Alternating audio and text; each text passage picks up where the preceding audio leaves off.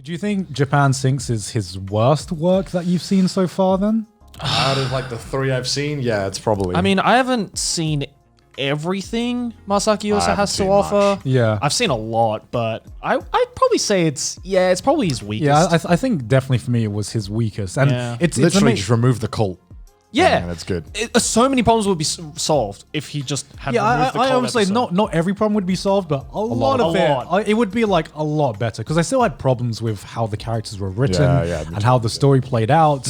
But removing the middle arc would have made it like an easy 7 to 8 out of 10. Yeah. Because there was still, like I said, there was still some amazing scenes, and if there was some plenty of amazing scenes. And it was like peak Yuasa, and if I was actually invested, I would think that this show had some pretty amazing moments in it, because I feel like just it got bogged down by its story so much. Yeah. Whereas his other works, I feel it was like a nice combination between this Yuasa style of directing, because he has I don't know, some of his scenes, the way he portrays and directs, especially like the emotional scenes, they just they can hit really hard, and I don't know what he does. You're so close to say it. Shut the fuck up. So close to say it. I said it in my head. I was like, I'll say it for you. It hits thesaurus.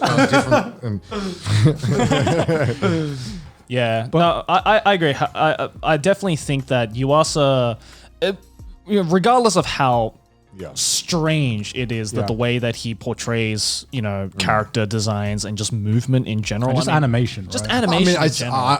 I'm one of those anime viewers who does not care who the director is or any of that stuff. I just watch the show, and that's how I watch an anime. I do that with everything. So, I mean, I could tell it was from the same guy who did Devilman within like 10 seconds. Yeah. Just tell. Yeah. That's how I do Because Yuasa's films and series have this really weird thing where sometimes you look at a character design and you think, oh, wow, that looks pretty cool. And then the next scene, it looks like it's written by like the intern, It changes. I think there was like a few frames in it where it was like characters talking and it was like, bruh, like paint. I was like, what? You can take a screenshot of that and just be a perfect meme, I will say, out of like all his works, I feel like Japan Sinks was his most like normal looking work in terms of visual style and Big animation. air quotes for normal. No. You compare Ping Pong the animation, and then you go to Devilman Crybaby, and then Japan Sinks. I would say he's progressively gotten, in terms of his big series, at least normal. more like normal. I mean, Ping Pong is one ugly looking show, but in a great way. In a great way. Like, he had a very unique art style, and some of the scenes were like, they had a very unique animation style, and I would still say sometimes it works, sometimes it doesn't work so well.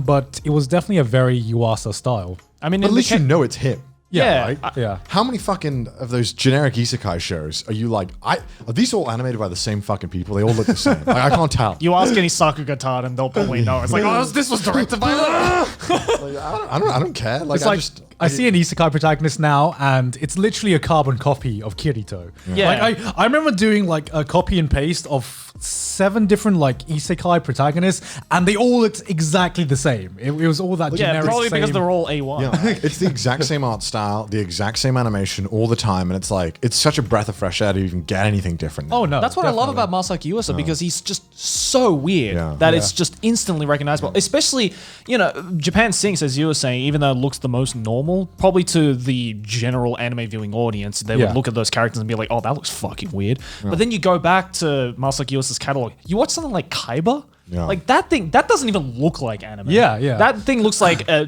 some kind of like Disney demo that it was locked away in the Disney vault for a while. But people say that's about JoJo as well. They're like, yeah, the art style's weird. I can't get into it. I'm like, you'll know.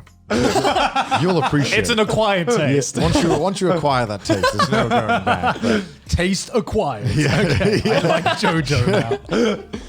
I was going to say, I completely forgot about the one show. I knew I was forgetting one show when we were talking about Masaaki Yuasa. Tatami Galaxy. Did you ever watch that? No clue. Tatami Galaxy was fucking amazing. Like, you watched it, right? Yeah. It's fucking amazing. It's Monogatari, but on crack. It is Monogatari. Like, this will test your reading ability to the max. The monologue is so fast that Japanese people struggle to keep up with it. They're like, hold on. Pause. What the fuck did he just go back? Yeah, I've never heard of monologue and just talking scenes Yeah. that go by so goddamn quickly. Yeah. It is Monogatari on crack, essentially. as you said. It's basically like if you take Monogatari but try to speed run the dialogue, and that's an episode of the Tatami Galaxy, but it's Yeah. fucking great. Yeah, and that's on top of the fucking crazy Masaaki Yuasa visuals, right? But where it's just like, I don't know if this is like a dreamscape or if it's just weird. Yeah. Yeah, but it's great. It's fantastic.